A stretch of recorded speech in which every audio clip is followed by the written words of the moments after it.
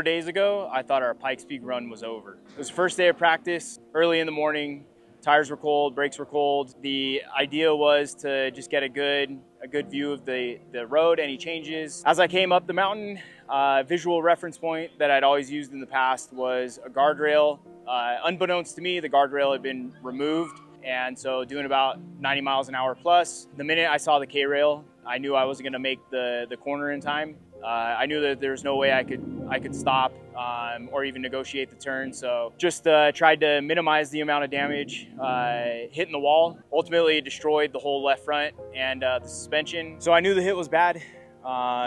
Didn't realize how bad it was until they loaded the car on a wrecker and brought it down the hill. That's when kind of the racing community came together. At that point in time, I thought it was over. I thought our week was over, that there was going to be no chance that we were going to get this thing up and running.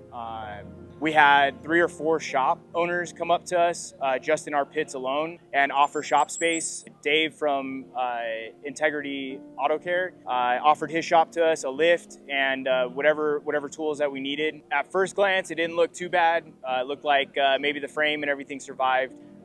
We started pulling sway bars, toe links, the entire suspension, which was completely shot. Overall, the team worked incredibly hard for 72 hours straight, 3 days straight, to get the car back and ready to go.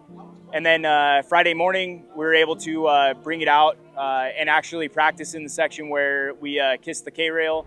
And again, can't say thank you enough to everybody that got me to this point. At times I was feeling down, and they lifted my spirits, said we're going to get through it, we're going to make this happen, and couldn't have done it without all the help from everybody else. So thank you guys very much. We didn't come here just for race day. We came here to take XComp to the summit.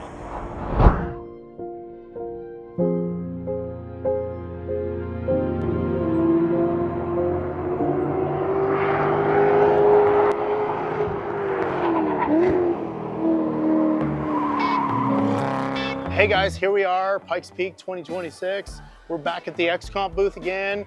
Kyle went down early. What an amazing comeback they have had.